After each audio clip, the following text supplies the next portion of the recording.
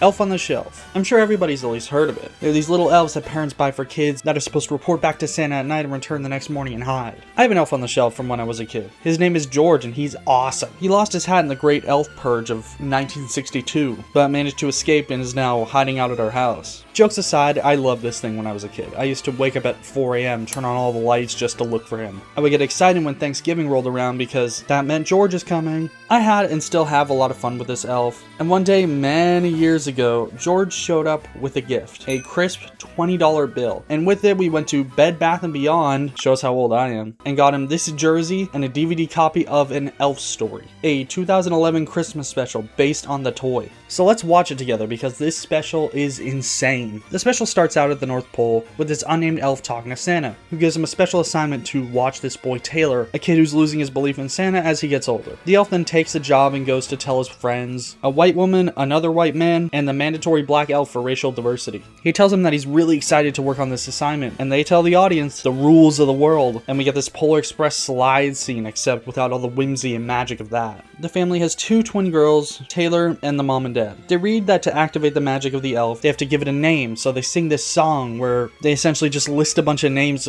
to a backing track. The song has no chorus, and none of them are singing. I like songs without choruses. I think there are good ways to tell stories, but this is just them listing names. It pisses me off. They somehow decide on the name Chippy. They then leave for the rest of the day, and Chippy flies back to the North Pole to report to Santa. He meets with his friends who all have names now, Snowflake, Wordsworth, and Zart, who's played by Shameik Moore, the guy who plays Miles in the Spider-Verse films, and probably the only black person on the cast and crew.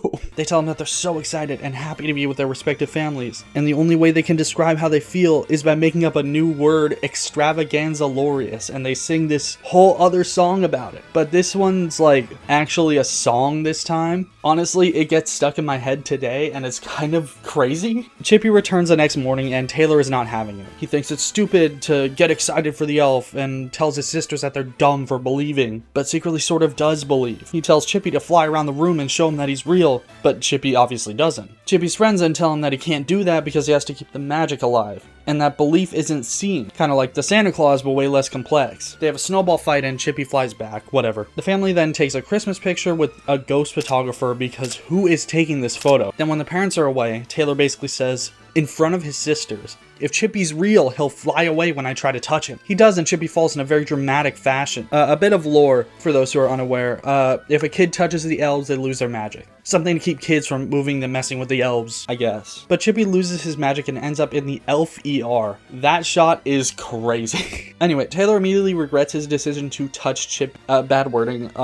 Taylor regrets Taylor regrets taking Chippy's magic away and spies on his sisters singing another song about Christmas with poor auto-tune since they're child actors. Arthur did it better, I guess. Arthur did it. But this inspires Taylor to write to Santa, saying that he's sorry for what he did to Chippy. Santa then delivers it to Chippy, who immediately gets his magic back. He returns to the McTuttle house, yes, that's their name, and everybody celebrates. They sing another song about Christmas, and Taylor finally believes. Credits roll, and we see some concept art of the characters. One thing I didn't mention, Chippy in the credits, and every time they write his name out, has an extra E in there. But on any online movie site, it's without the E. It's a weird mistake and doesn't really mean anything, but whatever. I think Chippy with an E is kind of stupid, so I wrote this entire script without the E in his name. But we're not done yet because the DVD comes with a behind-the-scenes featurette that is half the length of the actual movie, something you don't get to watch on Netflix. It basically goes through the entire process of creating the Elf on the Shelf, the book the mother and daughter wrote together, and the filmmaking process that they used when creating this. One thing I'll say, this is definitely a passion project for a lot of the people involved, and they did this completely independently, which is so cool and sick, but I do not feel that in the final film. Nothing really happens in the story. It's very loose, almost inspired by that Charlie Brown special, but at least that had something to say on commercialism in Christmas, and this kind of says the same thing as a Santa Claus, but in a much less interesting and creative way. This 10-minute documentary goes into a lot of detail about how they made it, but doesn't really make sense because the special isn't that great. Judging based on this behind the scenes, you'd think that this is a cinematic masterpiece of independent cinema, but it's not.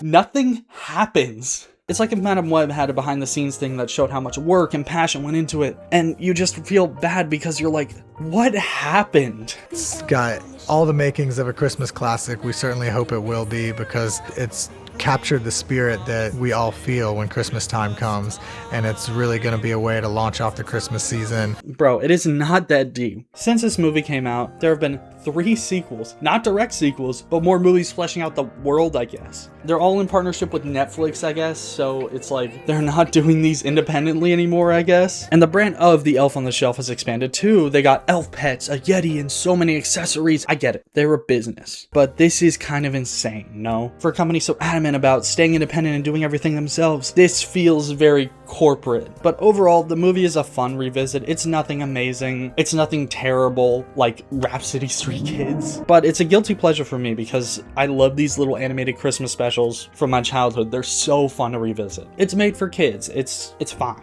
Anyway, thank you all so much for watching and subscribing. Thank you all so much for the recent support. This has been insane. I got some crazy stuff planned for 2026, so I hope you are ready for that, and I'll see you next time.